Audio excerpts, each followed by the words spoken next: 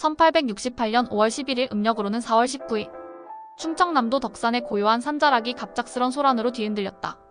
밤을 틈타 몰래 움직이는 무리들, 삭과 곡괭이를 들고 땅을 파헤치는 낯선 사람들. 그들은 단순한 도적대가 아니었다. 한때 고고학자라 불리기도 했던 독일 출신의 무역상 오페르트가 이끄는 서양인 무리였다. 이들의 목표는 다름 아닌 조선 왕족 남영군 이구의 무덤이었다. 남영군은 바로 흥선대원군의 아버지였다. 조선 땅에 발을 디딘 오페르트는 본래 무역상을 가장해 서양과 조선 간 통상을 추진하려 했지만 흥선대원군은 완고한 쇄국 정책으로 외세의 침투를 단호히 막고 있었다. 어떤 명분으로도 조선의 문은 열리지 않았다. 결국 오페르트는 극단적인 방법을 택한다. 남영군의 육고를 파내어 인질로 삼고 그것을 대가로 대원군에게 통상 협상을 강요하겠다는 계획이었다. 한나라의 국왕혈족의 무덤을 파헤쳐 육고를 인질 삼는다는 발상은 오늘날로 치면 도저히 상상할 수 없는 모욕이자 범죄였다. 오페르트 일행은 치밀하게 준비했다. 미국 출신의 무장 세력 일부와 함께 무기와 장비를 갖추고 덕산으로 몰래 접근했다. 남영군의 무덤은 그 지역에서도 명당으로 이름난 곳이었다. 대원군은 생전에 아버지의 무덤을 신경 써서 손수 골랐고 무덤을 지을 때부터 외부 침입을 막기 위해 관을 석회로 단단히 밀봉했다.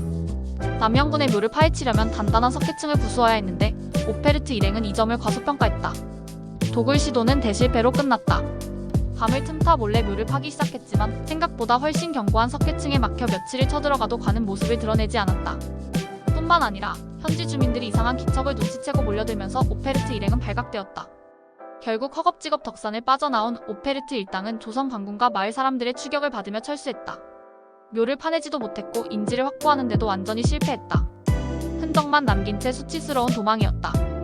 사건 직후 오페르트는 흥선대원군에게 편지를 보냈다.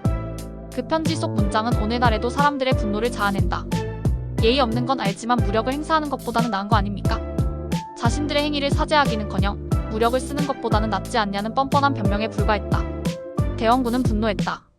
한나라의 왕족의 무덤을 파헤쳐 육고를 인질 삼겠다는 발상 자체가 조선 왕조와 백성 전체에 대한 모욕이었다. 대원군은 오페르트 사건을 계기로 쇄국 정책을 더욱 강화했다. 서양 세력은 결코 믿을 수 없으며 그들이 요구하는 통상은 오직 침략과 수탈로 이어진다는 확신을 굳히게 된 것이다. 오페르트 도굴 미수 사건은 단지 하나의 해프닝이 아니었다. 그것은 19세기 중엽 서구 열강이 비문명국이라 여긴 동양 세계에 대해 얼마나 몰상식하고 폭력적인 태도로 접근했는지를 보여주는 사건이었다. 또한 조선이 외세의 문을 열기를 꺼려했던 이유가 단순한 고집이나 시대착오 때문만은 아니었음을 증명해준다.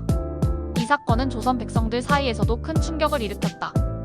서양 오랑캐들이 조선 왕족의 무덤까지 파헤치려 한다는 공포와 분노가 전국에 퍼졌고 백성들의 반서양 감정은 더욱 격화되었다. 흥선대원군은 이후 서양 세력에 대한 경계를 한층 높였고 1871년 미국과 벌인 신미항요에서도 이를 분명히 드러낸다. 신미항요는 결국 오페르트 사건 이후 고조된 긴장과 불신이 터져나온 결과였다. 한편 오페르트 자신은 본국에서도 비판받는다. 도굴 시도 실패 이후 그는 국제적으로 망신을 당했고 조선과 서구 간의 외교 교섭은 한층 어려워졌다.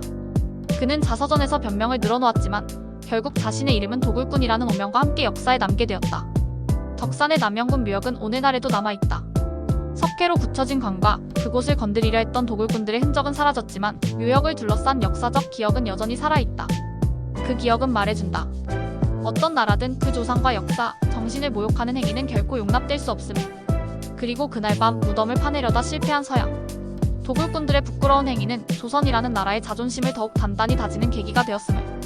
1868년 5월 11일 덕산. 조선은 그날 다시 한번 스스로를 지켜냈다. 삭과 곡괭이로 무너뜨릴 수 없는 민족의 자존이 그 땅 깊은 곳에서 버티고 있었다.